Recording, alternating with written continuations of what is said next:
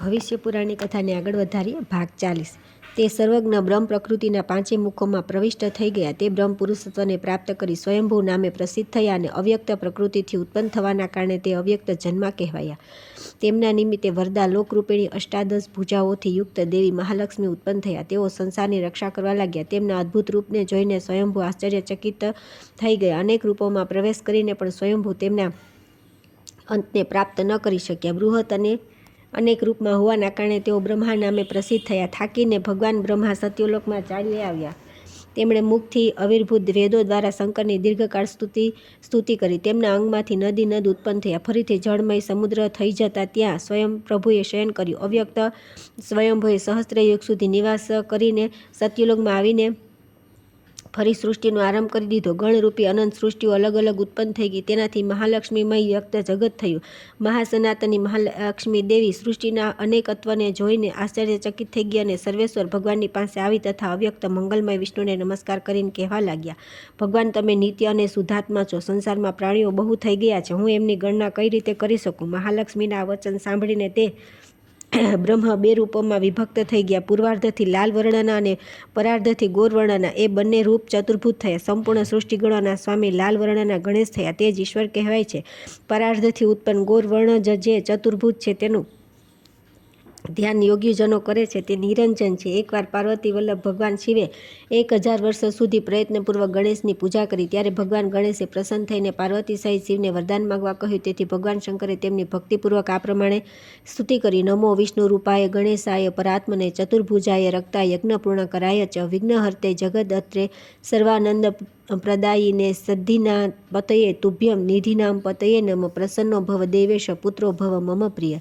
વિષ્ણુ સ્વરૂપ પરમાત્મા ગણેશને નમસ્કાર છે. ચતુર્ભુજધારી રક્તવર્ણ યજ્ઞમૂર્તિ વિઘ્નહર્તા જગતનું ધારણ પોષણ કરનારા સર્વના આનંદદાતા નિધિપતિ તથા સિદ્ધિપતિ ભગવાન ગણેશને તમને નમસ્કાર છે. હે દેવેશ, તમે પ્રસન્ન થાઓ, મારા પ્રિય પુત્ર રૂપે ઉત્પન્ન થાઓ. આ પ્રાર્થનાથી ગણેશજી પાર્વતીના તેજોમય શરીરથી ઉત્પન્ન થયા. ઇન્દ્રની સાથે બધા દેવતાઓ તેમના મંગલમય દર્શન કરવા કૈલાસ શિખર પર આવ્યા. ત્યાં સર્વ સુખ મહોત્સવ થઈ રહ્યો હતો. તે જ સમયે ક્રૂર દ્રષ્ટિ કાલાત્મ સૂર્યપુત્ર શનિદેવ મંડપમાં આવ્યા. તેમના દર્શન માત્રથી તે બાળક મસ્તક રહિત થઈ ગયો. ત્યારે ગુહ્યકોના નિવાસ સ્થાન તે કૈલાસ પર મહાન હાહાકાર થયું. તે કપાયેલું મસ્તક સૂર્યતુલા રાશિમાં આવ્યા. ત્યારે ચંદ્રલોકમાં સ્થિત થઈને 27 દિવસ સુધી પૃથ્વી પર પ્રકાશિત થતું રહ્યું. બધા દેવતાઓ દ્વારા નિંદિત ભયંકર શનિદેવે એક દંતવાળા હાથીના મસ્તકને કાપીને તે બાળકના ધડ પર જોડી દીધું અને બ્રહ્માએ તેની માતા દ્વારા સ્તુતિ કરવાથી કર્કટના માથેને હાથી પર મૂકીને ગજિયોની વાળો બનાવી દીધો અને કર્કટ અને માથા વિનાનો કરી દીધો. આ પ્રમાણે સાક્ષાત ઈશ્વર સ્વરૂપ ગજાનન ગણેશ ઉત્પન્ન થયા. સૂતજી કહે છે કે બૃહસ્પતિ પાસેથી આવું સાંભળીને ભગવાન ગણેશે પોતાના મુખમાંથી સ્કંધ ઉત્પન્ન કર્યો અને તે ઈશ્વરરૂપ સ્કંધ કાશીમાં એક દેવજ્ઞ દ્વિજના પુત્ર રૂપે ઉત્પન્ન થયો અને પૃથ્વી પર ઢુંઢીરાજના નામે પ્રસિદ્ધ થયો. ફલિત જોશના જાતકારણ ભરણ નામના ગ્રંથનું નિર્માણ કરીને તે વેદની રક્ષા માટે શંકરાચાર્ય પાસે આવ્યો. તે પ્રસન્નાત્મા તેમનો શિષ્ય બનીને ગુરુ સેવામાં તત્પર થઈ ગયો. ત્યાર પછી આવે છે અઘોરપંથી ભૈરવ તથા બાલશર્માની ઉત્પત્તિની કથામાં રાવણ તથા હનુમાનજીનું ચરિત્ર. સૂતજી બોલ્યા કે હે શૌનક, ભગવાન કપાલી શિવ પોતાના અંશથી કાશીમાં અયોનિજ રૂપે ઉત્પન્ન થયા. તેઓ કપાલમોચન કુંડથી પૃથ્વી પર આવીને યતિ રૂપે વેદનિધિ ભૈરવ નામે પ્રસિદ્ધ થયા અને તેમણે દુષ્કર અઘોર માર્ગનો પોતાનો શિષ્યોમાં આરંભ કર્યો. પછી તેઓ શંકરાચાર્યની પાસે આવી તેમના શિષ્ય થઈ ગયા. તેમણે મંત્રમય ડામર તંત્રનો પ્રચાર કર્યો અને કિલિત મંત્રોના ઉત્કીલનનો માર્ગ બતાવ્યો. બૃહસ્પતિએ કહ્યું કે દેવેન્દ્ર મય દાનવની પુત્રી મંદોદરી ત્રિપુરના અધિપતિ મયની બહેન હતી. ત્રિપુર નાશ પામતા તે દેવી મંદોદરી સનાતન મહાવિષ્ણુને ગુપ્ત ભાવે સંતુષ્ટ કરતી રહેતી હતી. ભગવાન વિષ્ણુમાં ભક્તિ હોવાથી મંદોદરીને ઉત્તમ યોગ પ્રાપ્ત થયો અને તે ભયંકર વિદ્યાદ્રીની ગુફામાં વિલીન થઈ ગઈ. તેની સમાધિમાં 4 યુગ 200 વાર પસાર થઈ ગયા. વૈવત્સ્વ મન્વંતરમાં 12મા સતયુગમાં બ્રહ્માજીના પુત્ર પુલસ્ત્ય થયા, જેમનો વિશ્રવા નામે પુત્ર થયો. 100 વર્ષ સુધી વિશ્રવા મુનિએ તપસ્યા કરીને સુમાલી દૈત્યની પુત્રી કૈકસી સાથે લગ્ન કર્યા અને તેનાથી રાવણ અને કુંભકર્ણ 2 રાક્ષસ પુત્ર ઉત્પન્ન થયા. રાવણ માતૃભક્ત હતો અને કુંભકર્ણ પિતૃભક્ત. વરદાનની કામનાથી તે બંને હજારો વર્ષ ઘોર તપસ્યા કરી. ભગવાન પરમેષ્ઠી પિતામહે પ્રસન્ન થઈને તે બંનેને દેવ અને દાનવોથી અજય થવાનું વરદાન આપ્યું. તે બંને વરદાન મેળવ્યા પછી ક્રોધિત થઈને શ્રેષ્ઠ પુષ્કયાનને ગ્રહણ કરીને દેવતાઓ સાથે યુદ્ધ કર્યું અને તે બંનેથી પરાજિત દેવતાઓએ સ્વર્ગ છોડીને પાર્થિવાર્ચન દ્વારા કૈલાસમાં સ્થિત ભગવાન શિવની 11 વર્ષ સુધી આરાધના કરી અને તેમની પાસેથી વરદાન પ્રાપ્ત કરી તે બધા નિર્ભય થઈ ગયા. આ બાજુ ગૌતમ ઋષિના શરીરથી ઉત્પન્ન કેસરીની પત્ની અંજનાના ગર્ભથી હનુમાનજીના રૂપમાં ભગવાન શંકર પણ પોતાના અંશથી અવતાર લીધો અને આકાશમાં ઉદિત થઈ રહેલા લાલ સૂર્યને જોઈને ફળ સમજીને ગળી ગયા. અંધકાર જોઈને ઇન્દ્રે તેમની દાઢી પર વજ્રથી પ્રહાર કર્યો. તે દરમિયાન રાવણ પણ તેમની પૂંછ પકડીને લટકી ગયો. તેમ છતાં તેમણે સૂર્યને મુખમાંથી બહાર કાઢ્યા નહીં. રાવણ સાથે 1 વર્ષ સુધી મિષ્ટ યુદ્ધ થતો રહ્યો. અંતમાં થાકીને રાવણ રુદ્રરૂપી હનુમાનથી ભયભીત થઈને આમ તેમ ભાગી ગયો. તે જ સમયે વિશ્રવવા ઋષિ ત્યાં આવ્યા અને વેદમય સ્તોત્રો દ્વારા પરાવાણી દ્વારા હનુમાનજીને પ્રસન્ન કર્યા. પ્રસન્ન થઈને રુદ્રરૂપી હનુમાનને સંસારને રડાવનાર રાવણને છોડી દીધો. પછી બળવાન કેસરી પુત્ર હનુમાનજી પંપાપુરના તટ પર નિવાસ કરવા લાગ્યા અને અચળ રૂપે સ્થિત હોવાના કારણે સ્થાણુ નામે પ્રસિદ્ધ થયા. સંસારને રડાવનાર તથા દેવતાઓને મારનાર રાવણને મુષ્ટિકાથી હનન કરવાને કારણે તેમનું નામ હનુમાન પડી ગયું. હનુમાનજીની તપસ્યાથી પ્રસન્ન થઈને ભગવાન બ્રહ્માએ કહ્યું કે તપોનિધે રુદ્ર, તમે મારી વાત સાંભળો. વૈવસ્વ મન્વંતરમાં 28મા ત્રેતાયુગના પ્રથમ ચરણમાં સાક્ષાત ભગવાન રામ અવતીર્ણ થશે. તેમની ભક્તિ પ્રાપ્ત કરીને તમે કૃતકૃત્ય થઈ જશો. હે દેવેન્દ્ર, આમ કહીને બ્રહ્માજીએ ભાદ્રપદ માસના ચંદ્રમાના પ્રકાશ રૂપે તેમને પ્રતિષ્ઠિત કર્યા અને અહીં મયપુત્રી મંદોદરીને લગ્ન રાવણ સાથે કરાવી દીધા. તે રાવણ નૈઋત્ય દિશાનો દિક્પાલ થયો. ભગવાન શ્રીહરિ રામ રૂપે અવતાર લઈને રાવણને માર્યો. અસુજી બોલ્યા કે હે મુને, ત્યાર પછી તે જ હનુમાન ફરીથી મનુષ્ય શરીર ધારણ કરીને પૃથ્વી પર કદલીવનમાં આવીને બાલસરમાં નામે પ્રસિદ્ધ થયા અને કાશીનગરીમાં મણિકર્ણિકા પર રહેવા લાગ્યા. તેઓ શંકરાચાર્યના શિષ્ય થઈને ગુરુ સેવા કરવા લાગ્યા અને તેમણે તંત્ર મંત્ર શાસ્ત્રનું નિર્માણ કર્યું. ત્યાર પછી આવે છે રુદ્ર મહાત્મય ભવના અંશથી રામાનુજાચાર્યનો આવિર્ભાવ. દેવગુરુ બૃહસ્પતિએ કહ્યું કે દેવેન્દ્ર, સૃષ્ટિના પ્રારંભમાં વિરાટ પુરુષની નાભીથી એક વિસ્તૃત કમળ ઉત્પન્ન થયું, જેનાથી કમલાસન બ્રહ્મા ઉત્પન્ન થયા. તેઓ 2 ભુજા, 4 મુખ અને 2 પગવાળા હતા. તેમને સમજાયું નહીં કે હું કોણ છું, ક્યાંથી આવ્યો છું અને મને ઉત્પન્ન કરનાર કોણ છે. આ પ્રમાણે ચિંતિત થતાં જ હૃદયમાં બેઠેલા દેવતાએ કહ્યું કે તમે તપ કરો. આ સાંભળીને બ્રહ્માજીએ મહાન તપ કર્યું. ચતુર્ભુજ યોગ ગમ્ય સનાતન વિષ્ણુનું કમળાસન બ્રહ્માએ 1000 વર્ષ સુધી સમાધિસ્થ થઈને ધ્યાન કર્યું. એ જ સમયે નવા વાદળો સમાન શ્યામ ચતુર્ભુજ ભગવાન વિષ્ણુ આયુધ તથા દિવ્ય અલંકારોથી સજ્જ થઈને બાળક રૂપે બ્રહ્માની સામે પ્રગટ થયા. સમાધિમાંથી જાગીને બ્રહ્મા તેમને જોઈને ચકિત થઈ ગયા. ભગવાન વિષ્ણુએ હસીને કહ્યું કે વત્સ, હું તમારો પિતા છું. બ્રહ્મા સ્વયંને તેમના પિતા માનતા હતા. આ પ્રમાણે બંનેમાં વિવાદ થઈ લાગ્યો. તે જ સમયે તમોમય રુદ્ર જ્યોતિર્લિંગ રૂપે પ્રગટ થયા. હંસ રૂપે બ્રહ્મા અને વરાહ રૂપે હરિ 100 વર્ષ સુધી ક્રમશઃ તે લિંગની ઉપર નીચે આવતા જતા રહ્યા, પરંતુ તેમનો અંત ન મળતા તે બંનેએ પાછા આવીને ભગવાન શિવની સ્તુતિ કરી. તેનાથી પ્રસન્ન થઈને ભગવાન શિવ દર્શન આપીને કૈલાસ ચાલ્યા ગયા અને ત્યાં સમાધિમાં યોગી રુદ્રના દિવ્ય 5 યુગ વીતી ગયા. એ દરમિયાન તારકાસુર નામના દૈત્ય 1000 વર્ષ તપસ્યા કરીને બ્રહ્મા પાસેથી વરદાન લીધું કે ભવથી ઉત્પન્ન પુત્રથી તમારું મૃત્યુ થશે. વરદાન મેળવીને તારકાસુરે દેવતાઓને જીતીને ઇન્દ્રનું સ્થાન ગ્રહણ કરી લીધું. દુઃખી દેવતાઓએ કૈલાસ જઈને રુદ્રની સ્તુતિ કરી. શિવે કહ્યું કે વર માગો.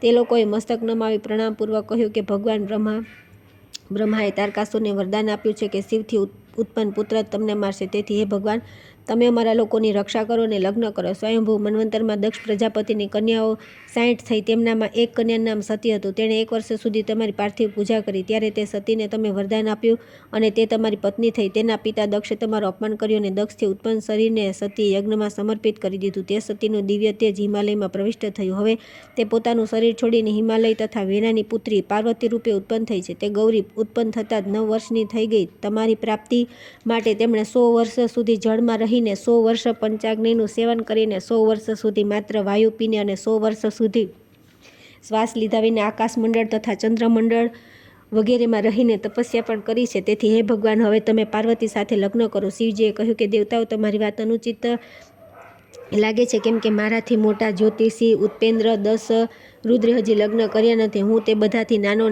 ભવ નામક રુદ્ર છું. હું તેમની પહેલાં કઈ રીતે લગ્ન કરી શકું? બીજી વાત એ છે કે તેઓ સાક્ષાત અવ્યક્ત રૂપા પરાંબા છે. તેમનાથી સંપૂર્ણ બ્રહ્માંડ પરિવ્યાપ્ત છે.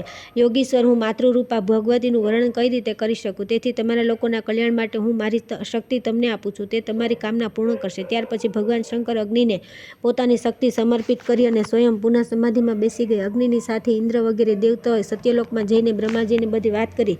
ફરી દેવતાઓના સમુદ્યોગમાં તથા ગિરજાની તપસ્યાથી ભગવાન શંકર પ્રસન્ન થઈ ગયા. તેમણે પાર્વતીને લગ્ન માટે વરદાન આપ્યું. તેથી પાર્વતીએ નમસ્કાર કરીને કહ્યું કે હે દેવ, હું માતા પિતાની આજ્ઞા પ્રમાણે જ કાર્ય કરનાર છું. તેથી લગ્ન કરવા માટે તેમની અનુમતિ જોઈએ. ભગવાન શંકરે સપ્તાર્ષિઓને બોલાવીને સૌની સંમતિથી હિમવાનની પાસે સંદેશો મોકલ્યો અને વિધિપૂર્વક લગ્ન પણ થઈ ગયા. તે લગ્નમાં આવનારાઓની સેવા માટે પાર્વતીએ પોતાની તપ સિદ્ધિઓ રિદ્ધિ સિદ્ધિને ઉત્પન્ન કરી. યથાવિધિ સેવા સત્કાર કરીને બધાને સંતુષ્ટ કર્યા. આ જોઈને દેવતાઓને આશ્ચર્ય થયું અને તેમણે અનેક પ્રકારે તેમની સ્તુતિ તથા દૈત્યોથી રક્ષાની પ્રાર્થના પણ કરી. પાર્વતી દેવીએ પ્રસન્ન થઈ તેમને અભયદાન આપ્યું. લગ્ન પછી ભગવાન શિવ પાર્વતીની સાથે કૈલાસ આવ્યા અને 1000 વર્ષો સુધી આનંદમાં નિમગ્ન રહ્યા. કામની ધૃષ્ટતા જોઈને ભગવાન શંકરે તેને ભસ્મ કરીને અનંગ રૂપે કરી દીધો. તેની પત્ની રતિની પ્રાર્થનાથી ભગવાને કહ્યું કે તમે પ્રાણીઓના હૃદયમાં નિવાસ કરશો. આ સ્વરોચિષ મન્વંતર છે. વૈવસ્વ મન્વંતરના 28મા દ્વાપરમાં ભગવાન શ્રીકૃષ્ણના પુત્ર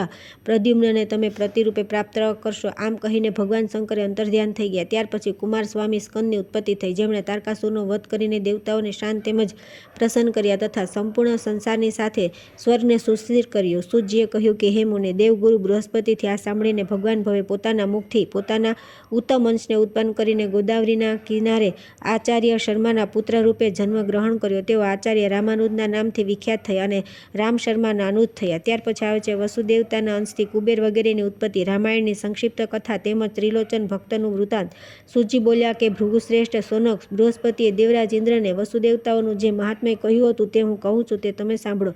વૈવસ્વ મન્વંતરના આદિ સત્ય પુરુષમાં સત્યયુગમાં વિશ્રવા મુનિની ઇલવલા નામે પત્ની હતી. તેણે પાર્થિવ પૂજા દ્વારા ભગવાન શિવની આરાધના કરી. એ સમયે દીક્ષિત કુળમાં ઉત્પન્ન યક્ષ શર્મા નામના એક દ્વિજ યક્ષિણીની પૂજનમાં રત હતા. તે ધૂર્ત પોતાના મિત્રની પુત્રવધુ સાથે દુસંબંધ રાખવાના કારણે કુષ્ઠરોગી થઈ ગયો. તે કુષ્ઠરોગી દ્વિજોનો ત્યાગ કરીને મંત્રવત્સલા યક્ષિણી દેવી કૈલાસ પર શિવલોકમાં ચાલી ગઈ. ક્ષુધાથી વ્યાકુળ યક્ષ શર્મા ઉત્તમ શિવરાત્રિના દિવસે શિવના દર્શન પૂજન અને ઉપદેશથી સંતુષ્ટ થયો. પ્રાતઃકાળ થતાં તે દ્વિજે પારણા કર્યા અને તે કુષ્ઠરોગી તે શિવ મંદિરમાં મરી ગયો. તે પુણ્યના પ્રભાવથી તે કર્ણાટક દેશનો રાજા થઈ ગયો. રાજા રાજના નામથી પ્રસિદ્ધ તે મંડલિક રાજા થયો. દરરોજ તે મહાબળી રાજાએ શિરવાચન વગેરે મંગલ કાર્ય બ્રાહ્મણો દ્વારા કરાવ્યા અને 100 વર્ષ સુધી પૃથ્વી પર રાજ્ય કર્યું. રાજાએ પોતાના શ્રેષ્ઠ પુત્રને રાજ્યાધિકાર આપીને કાશીપુરીમાં આવીને ભગવાન શિવને પ્રસન્ન કર્યા. 3 વર્ષ પસાર થયા પછી ભગવાન શિવ જ્યોતિર્લિંગમાં પ્રગટ થયા. તે શિવ રાજરાજેશ્વરના નામે પ્રસિદ્ધ થયા. ભગવાન શિવના કૃપા પાત્ર તે રાજા પ્રાણ ત્યાગીને ઇલવલાના ગર્ભમાં આવીને ઘોર અંધકારથી આચ્છાદિત રાત્રિની નિંદિત વેળામાં પુત્ર રૂપે ઉત્પન્ન થયો. તેથી તે કુબેર નામે પ્રસિદ્ધ થયો. તે શુભ લક્ષણોથી સંપન્ન હતો. તે બાળકે તપ દ્વારા બ્રહ્માજીને પ્રસન્ન કર્યા. ભગવાન બ્રહ્માએ સુવર્ણમય રમણીય લંકાપુરીનું નિર્માણ કરાવી તેને આપી દીધું. કુબેર 3 કરોડ યક્ષોના સ્વામી યક્ષરાટના નામે પ્રસિદ્ધ થયા. તેમના આદેશથી અનેક રૂપવાળા કિન્નરો ત્યાં નિવાસ કરતા હતા. ગુહ્યોકના સ્વામી સ્વયં ભગવાન કુબેર હતા. રાવણે જ્યારે ખબર પડી કે લંકા પ્રારંભથી જ રાક્ષસોની પૂરી રહી છે અને કુબેરે તેના પર જબરજસ્તી અધિકાર જમાવીને પોતાના સેવક યક્ષોને વસાવ્યા છે, ત્યારે તેણે તેમને ત્યાંથી મારીને ભગાડી દીધા અને તે પોતાની રાજધાની બનાવીને ત્યાંનો રાજા થઈ ગયો. તેના કારણે દુઃખી થઈને કુબેરે ભગવાન શંકરનું શરણ લીધું. ભગવાન હરે કુબેરની સાથે મિત્રતા કરી અને વિશ્વકર્માએ અલકાપુરી નામની નગરીનું નિર્માણ કર્યું. સજ્જનોનું મંગલ કરનાર કુબેરે તે નગરીને સહર્ષ પ્રાપ્ત કરી. આ સાંભળીને સંસાર પજવનાર રાક્ષસરાજ રાવણ કૈલાસ પર્વત પર આવીને ભગવાન શંકરની તપસ્યા કરવા લાગ્યા. ત્યારે ભગવાન રુદ્ર પ્રસન્ન થઈને જેવા કુબેરના મિત્ર હતા તેવા જ રાવણના પણ મિત્ર થઈ ગયા અને એક એક માથામાંથી કરોડો માથા ઉત્પન્ન થવાનું તેને વરદાન આપી દીધું. દેવાધિદેવ કૃપાથી તેનું શરીર વજ્રનું થઈ ગયું. આ પ્રમાણે તે રાવણ વરદાનના કારણે અત્યંત બળવાન અને ઉદંડ થઈ ગયો. તેના દ્વારા સંપૂર્ણ વિશ્વ દુઃખથી સંતપ્ત થઈ ગયું. યજ્ઞાભાવથી બધા દેવતા પ્રાણી ભૂખ્યા રહેવા લાગ્યા. બ્રહ્માને આગળ કરીને ક્ષીરસાગર પર જઈને બધા દુઃખી દેવતાઓએ સ્તુતિ દ્વારા પરમેશ્વરને પ્રસન્ન કર્યા. ત્યારે સગુણ નિર્ગુણ હરિએ પ્રસન્ન થઈને દેવતાઓને કહ્યું કે દેવતાઓ, મારી આજ્ઞાથી તમે લોકો સનાતનની વિષ્ણુમાયના શરણમાં જઈને જગતના કલ્યાણ માટે પ્રાર્થના કરો. આ સાંભળીને દેવતાઓએ પરા પ્રકૃતિને સ્તુતિઓ દ્વારા સંતુષ્ટ કર્યા. બ્રહ્મ જ્યોતિર્મયી શિવાદેવીએ પ્રસન્ન થઈ પોતાના શરીરને 2 રૂપોમાં વિભક્ત કર્યું અને સીતારામ રૂપે પૃથ્વી પર આવ્યા. પરા પ્રકૃતિ સીતા મંગલદાયિની થયા. જગત કારણ રૂપી તે સીતા ભૂમિમાંથી પ્રગટ થઈ. અયોનિજા હોવા છતાં પણ તેઓ સર્વના માતા છે. સહસ્ત્રરામ નામના જપ જેટલું સીતાનું એકવાર નામ લેવાનું ફળ છે. પરાત્પર ભગવાન રામે રાવણ વગેરે રાક્ષસોને માર્યા તથા પોતાની પવિત્ર કીર્તિને સંસારમાં પ્રતિષ્ઠિત કરી. પુષ્પક વિમાન કુબેરને સમર્પિત કરી દીધું. 11,000 વર્ષ સુધી રાજ્ય કરીને તેઓ પરધામમાં ચાલ્યા ગયા. સૂતજી કહે છે કે હે સોનક, આ સાંભળીને પ્રથમ વાસુદેવતા કુબેર પોતાના અંશથી પૃથ્વી પર ધરદત્ત વૈશ્યના પુત્ર થઈને ત્રિલોચન નામે મથુરામાં ઉત્પન્ન થયા. તમામ સંપત્તિને પ્રસન્નતાપૂર્વક તીર્થોમાં ખર્ચ કરીને કાશીપુરીમાં આવીને વૈષ્ણવ રામાનંદને નમસ્કાર કરીને ત્રિલોચન તેમના શિષ્ય થઈ ગયા. ગુરુની આજ્ઞાથી તેઓ ફરી પોતાના ઘેર આવીને રામભક્તિ પરાયણ થઈ સાધુ સેવામાં તત્પર થઈ ગયા. ભગવાન રામ તેમના ઘરમાં બધા અભિષ્ટ ફળને આપનારા દાસરૂપે 13 મહિના રહ્યા. તેઓ તેમના ઘરમાં મણિ રત્ન, વિવિધ વસ્ત્ર, વિવિધ વ્યંજન આપતા હતા, જેને ભક્ત ત્રિલોચન સ્વયં બ્રાહ્મણો, વૈષ્ણવ અને યતિઓને પણ મનોવાંછિત વસ્તુ આપતા હતા. ભગવાન શ્રીરામે ત્રિલોચનને કહ્યું કે વત્સ, હું રામ છું, દાસ નથી. મેં તમારી ભક્તિથી પ્રસન્ન થઈને તમારા ઘરમાં દાસ રૂપે નિવાસ કર્યો છે. હે વૈશ્ય, આજથી હું તમારા હૃદયમાં નિવાસ કરીશ. આમ કહીને તેઓ અંતર્ધ્યાન થઈ ગયા. આ સાંભળીને તે વૈશ્ય બહુ પ્રસન્ન થયો. તેણે સ્ત્રી પુત્ર સહિત બધાનો પરિત્યાગ કરી દીધો અને તે પરમ વૈરાગ્ય સાથે શ્રીરામના ધ્યાનમાં તત્પર રહીને સરયુ તટ પર નિવાસ કરવા લાગ્યો. ત્યાર પછી આવે છે રામાનંદજીના શિષ્ય નામદેવ, ભક્ત રંકણ અને યંકળનું ચરિત્ર, વરુણદેવ અને પરાંબાનો મહિમા. દેવગુરુ બૃહસ્પતિએ કહ્યું કે હે દેવેન્દ્ર, સંસારમાં જે જળનો એક સ્થાનથી બીજા સ્થાન પર પહોંચાડે છે તે જ અપવ કહેવાય છે. તેનું બીજું નામ વરુણ છે. તેઓ જળ તથા સમુદ્રના અધિપતિ છે. દૈત્યોના બંધન માટે બ્રહ્માએ તેમને પાશ આપેલો છે. પાશ પ્રાપ્ત કર્યા પછી મહાત્મા વરુણનું નામ પાસી થઈ ગયું. વરુણ પહેલાં શક્તિપૂજક બ્રાહ્મણ હતા અને તેમનું નામ અપવ હતું. તેઓ ભદ્રકાળીના પ્રિય ભક્ત હતા. અનેક પ્રકારના લાલ ફૂલોની માળા બનાવીને લાલ ચંદન સાથે મંત્રો દ્વારા ભદ્રકાળીને સમર્પિત કરતા હતા. તેઓ નવારણ જપમાં તત્પર થઈને ધૂપ, દીપ, નૈવેદ્ય, તાંબુલ, ઋતુફળ વગેરેથી સનાતની મહાલક્ષ્મી ભદ્રકાળીની પૂજા કરતા હતા. તલ અને સાકરયુક્ત મધ દ્વારા હવન પણ કરતા હતા. તેઓ દુર્ગા સપ્તશતીના મધ્યમ ચરિત્રનો પાઠ કરીને નરવાણ મંત્ર જપમાં તત્પર રહીને 3 વર્ષ સુધી પૂજામાં સંલગ્ન રહ્યા. ત્યાર પછી સર્વમંગલા ભક્તિ દેવી પ્રસન્ન થયા અને કહ્યું કે દ્વિજ સતમ, તમે વર માગો. દેવીના આ પ્રિય વચન સાંભળીને વિવેક બુદ્ધિના દ્વિજ અપાવે તેમને દંડવત પ્રણામ કરીને ભદ્રકાળી સનાતની દેવીની અનેક પ્રકારે સ્તુતિ કરી. પછી દેવી ભદ્રકાળીએ પ્રસન્ન થઈ આપવને કહ્યું કે દ્વિજ, પ્રલય આવે ત્યારે અને સ્થાવર જંગમ નષ્ટ થઈ જાય ત્યારે એકારણમાં તમે મારી કૃપાથી સુખી રહેશો. આમ કહીને તે દેવી અંતર્ધ્યાન થઈ ગયા અને તે બ્રાહ્મણ વરુણદેવના રૂપમાં વિશેષ સન્માનિત થયા. સૂતજી બોલ્યા કે હે મુને, દેવગુરુના આ વાક્યોને સાંભળીને દ્વિતીય વસુ ભગવાન વરુણે પોતાના મુખેથી પૃથ્વી પર એક તેજ ઉત્પન્ન કર્યું. તે ધર્મભક્તના ઘેર ઉત્પન્ન થયું. તેની વિધવા કન્યાએ હરિના તે તેજને ધારણ કર્યું. આ જાણીને ધર્મભક્ત પુત્રની ઉત્પત્તિથી અતિ પ્રસન્ન થયો. તેનું નામ નામદેવ થયું. નામદેવ સાંખ્યયોગ પરાયણ હતા. ચરાચર સંપૂર્ણ બ્રહ્માંડ વિષ્ણુમય છે એવું જાણી અને જોઈને તેઓ કાશીમાં હરિપ્રિય રામાનંદી પાસે આવ્યા અને તેમનું શિષ્યત્વ ગ્રહણ કરીને ત્યાં જ નિવાસ કર્યો. તે સમયે મલેચ્છપતિ સિકંદરનું ભારતમાં રાજ્ય હતું. તેણે નામદેવને બોલાવી અને સારી રીતે પેઠે તેમની પરીક્ષા કરીને પ્રસન્ન થઈ 50 લાખ મુદ્રાઓ આપી. નામદેવે તે દ્રવ્યથી કાશીમાં શ્રેષ્ઠ શુભ્ર શિલામય ઘાટનું નિર્માણ કરાવ્યું અને પોતાના યોગબળથી મૃત્યુ પામેલા 10 બ્રાહ્મણો, 5 રાજાઓ, 5 વૈશ્યો તથા 100 ગાયોને પુનઃજીવિત કર્યા.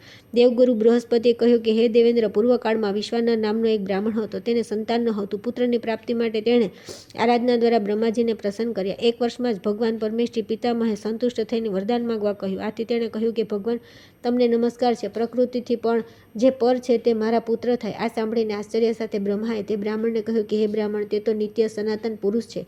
તે તમારો પુત્ર કઈ રીતે થઈ શકે? તેથી હે વિશ્વાનર મુનિ, માયાભૂત હરિ સ્વયં જનાર્દન મારા વરદાનથી તમારા પુત્ર રૂપે આવશે. આ પ્રમાણે કહીને બ્રહ્માજી અંતર્ધ્યાન થઈ ગયા અને વિશ્વાનરનો પાવક નામે પુત્ર થયો. તે પાવક 8 વસુઓનો સ્વામી થયો અને વૈશ્વાનર નામે પ્રસિદ્ધ થયો તથા સ્વાહાદેવીનો સ્વામી થયો. આ વૈશ્વાનર પૂરા કલ્પમાં અનલ હતો અને નિષદનો બુદ્ધિમાન બ્રાહ્મણ હતો. સૂતજી બોલ્યા કે હે મુનિ, બૃહસ્પતિના આ વચનોને સાંભળીને ભગવાન પાવકે પોતાના મુખથી પોતાના અંશને ઉત્પન્ન કર્યો. તે જ પાવકાંશ વસુ થઈને લક્ષ્મીદત્તનો પુત્ર રંકણ નામે પ્રસિદ્ધ થયો. કાંચનપુરમાં વૈશ્યકુળમાં તેનો જન્મ થયો. તેની પતિવ્રતા પત્ની યંકણા હતી. તે બંને ધર્મ કાર્યમાં પોતાના તમામ દ્રવ્યને ખર્ચ કરી લાકડા વેચી તે પૈસા દ્વારા ભગવાનની પૂજા કરી પ્રભુ પ્રસાદથી પોતાનો જીવન નિર્વાહ કરતા હતા. મહાત્મા રંકણના ગુરુ રામદાસ હતા. ત્યાર પછી આવે છે સંત કબીર, ભક્ત નરસિંહ મહેતા, પીપા, નાનક તથા સાધુ નિત્યાનંદજીના પૂર્વજન્મોની કથા. દેવગુરુ બૃહસ્પતિજી બોલ્યા કે હે દેવેન્દ્ર, પૂર્વકાળમાં દિતિના પુત્ર હિરણ્યકશ્યપુ તેમજ હિરણાક્ષનો ભગવાન વિષ્ણુએ ક્રમશઃ નૃસિંહ તેમજ વરાહરૂપ ધારણ કરીને વધ કર્યો હતો. તેના કારણે દુઃખી થઈને દિતિએ મહર્ષિ કશ્યપની આરાધના કરી. 12 વર્ષ બાદ મહર્ષિ કશ્યપે તેને કહ્યું કે વરાનને વર માંગો. હર્ષિત થઈને દિતિએ કહ્યું કે પ્રભુ, મારી શોક અદિતિને 12 પુત્રો છે અને મારે 2 જ પુત્ર છે. તે પણ અદિતિ પુત્ર દેવરક્ષક વિષ્ણુ દ્વારા મારી નાખવામાં આવ્યા. એ કારણે હું બહુ દુઃખી છે. તેથી મને દ્વાદશાદિત્ય વિનાશક પુત્ર આપો. આવી ભયંકર વાણી સાંભળીને કશ્યપે કહ્યું કે બ્રહ્માએ સંસારમાં બે માર્ગ બનાવ્યા છે, ધર્મ માર્ગ અને અધર્મ માર્ગ, જેને ક્રમશઃ પરમ માર્ગ અને અપરમ માર્ગ કહે છે.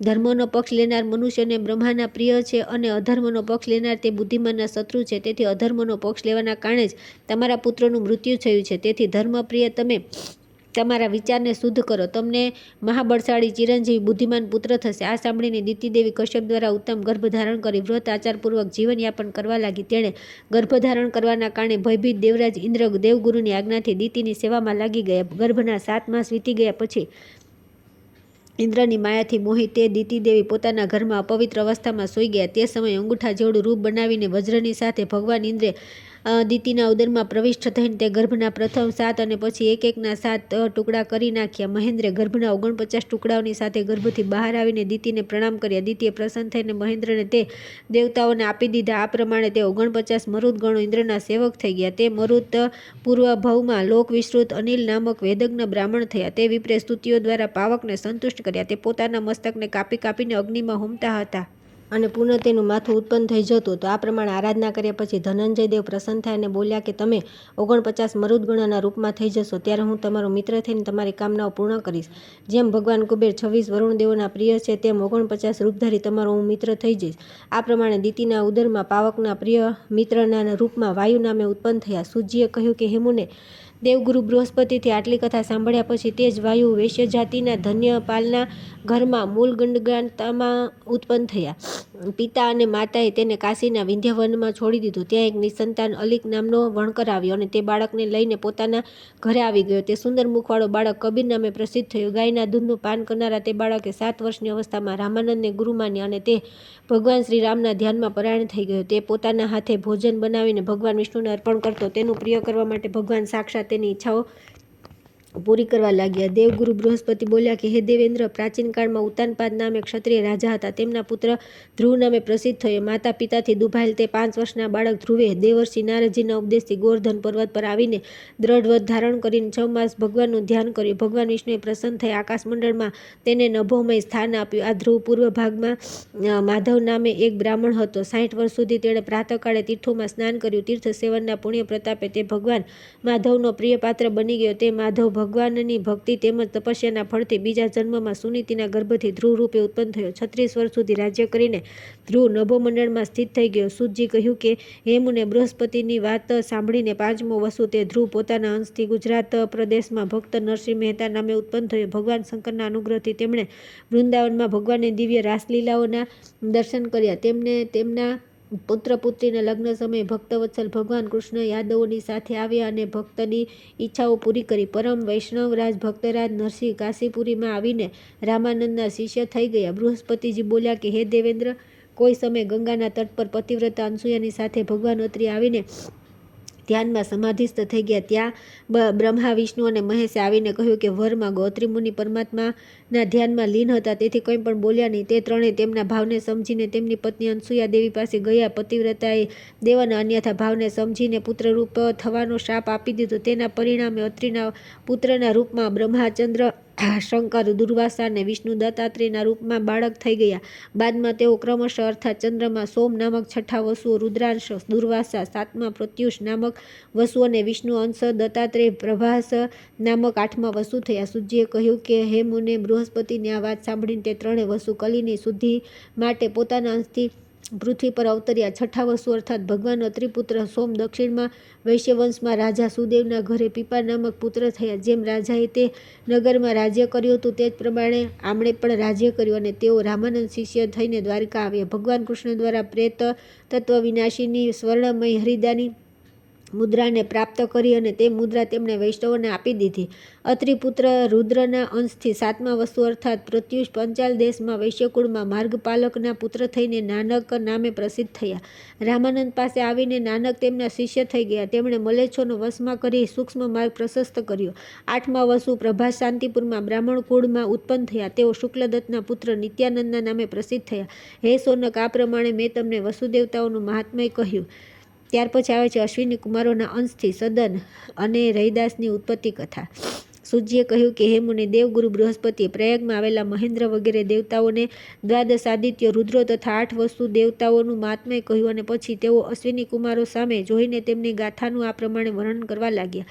ભગવાન વિવસ્વાને સગનાથી દિવ્ય તેજસ્વી વત્સ, મનુ, યમ અને યમના 3 સંતાન થયા. સગના તેમજ સ્વરૂપ પોતાના પતિને જાણીને પોતાની છાયા ઉત્પન્ન કરી તપસ્યા કરવા ચાલી ગઈ. સાવરણી, મનુ, શનિ અને તપતી આ 3 છાયાથી ઉત્પન્ન થયા. ભગવાન સૂર્યે છાયા દ્વારા સંતાનોમાં અસમાન વ્યવહાર જોઈને તેને માયા સ્વરૂપ સ્ત્રી માનીને ક્રોધિત થઈ ભસ્મ કરી દીધી. વિવસ્વાને ક્રોધિત સમજીને સાવરણી, મનુ અને શનિ સૂર્યની સાથે ક્રોધપૂર્વક યુદ્ધ કરવા લાગ્યા. તે સમયે તેઓ સૂર્ય દ્વારા ભસ્મ થવા લાગ્યા. પછી તે બંને હિમાલય પર્વત પર આવીને તપ કરવા લાગ્યા. 3 વર્ષ તપ કર્યા પછી ભક્ત વત્સલ મહાકાળીએ પ્રસન્ન થઈ તેમને વરદાન આપ્યું. તે પ્રાપ્ત કરી પુનઃ તેઓ બંને ભગવાન સૂર્ય સાથે યુદ્ધ કરવા આવ્યા. તપ દ્વારા પ્રભાવશાળી હોવાથી સૂર્ય તેમનાથી ભયભીત થઈને ત્યાંથી ચાલ્યા ગયા. રમણીય કુરુખંડમાં વડવા રૂપ ધારણ કરીને તેમની પત્ની સંજ્ઞા સૂર્યને પ્રાપ્ત કરવા માટે તપ કરી રહી હતી. ભગવાન સૂર્ય તેને શોધતા રહીને ત્યાં આવી પહોંચ્યા. તેમણે સંજ્ઞાને ઘોડીના રૂપમાં જોઈને અશ્વનું રૂપ બનાવી લીધું. 5 વર્ષ સુધી સૂર્ય અશ્વ રૂપમાં વડવાની સાથે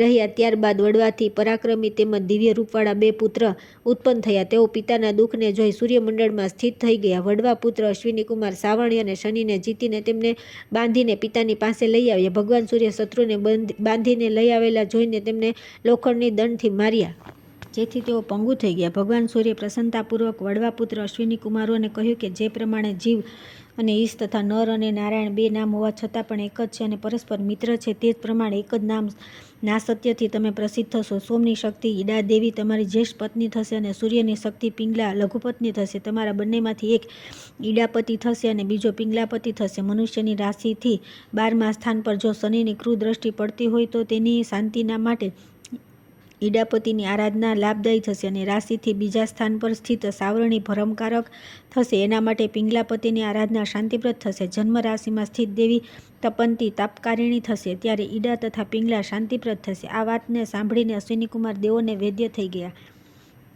સાવરણી અને શનિ બીજા અંશોથી રાહુ અને કેતુ થઈ ગયા. તેમનાથી સૂર્ય ડરીને ભાગ્યા હતા. આજે પણ તેઓ ગ્રહણ રૂપે તેમને પીડા આપતા રહે છે. તેથી આ બધાની નિવૃત્તિ તેમજ શાંતિ માટે અશ્વિની કુમારોનો આવિર્ભાવ થયો હતો. અશ્વિની કુમારોની આરાધનાથી આમની શાંતિ થાય છે. સૂર્યજી બોલ્યા કે હે શૌનક, દેવગુરુ બૃહસ્પતિ દ્વારા આ કથા સાંભળીને દેવશ્રેષ્ઠ અશ્વિની કુમાર પ્રસન્ન થઈ ગયા અને પોતાના અંશથી પૃથ્વી પર શુદ્ર યોનિમાં ઉત્પન્ન થયા. ઈડાપતિ અજ બકરીને મારનાર ચાંડાળના ઘરમાં ઉત્પન્ન થયા. તેઓ સદન કસાઈ નામે વિખ્યાત થઈને માતૃપરાયણ થયા. તેઓ શાલિગ્રામ શિલાથી તેલીને માંસ વેચતા હતા. પછી તેઓ કબીરના સાનિધ્યમાં આવી તેમના શિષ્ય બનીને રહેવા લાગ્યા. પૂર્વમાં તેઓ સાધન સત્યનિધિ નામે બ્રાહ્મણ હતા, પરંતુ તેમણે ભયભીત ગાયને ચાંડાળને દેખાડી દીધી. પરિણામે રાજાના દરબારમાં સધનના હાથ કાપી નાખવામાં આવ્યા. પિંગલાપતિ ચમારને ઘેર ઉત્પન્ન થયા. તેઓ માનદાસના પુત્ર રૈદાસ નામે પ્રસિદ્ધ થયા. તેઓ કાશીપુરી જઈને શ્રી રામપરાયણ કબીરને વાદ વિવાદમાં જીતીને શંકરાચાર્યની પાસે આવ્યા અને તેમનાથી પરાજિત થઈને રૈદાસ રમાનંદની પાસે આવ્યા તથા તેમના શિષ્ય બની ગયા.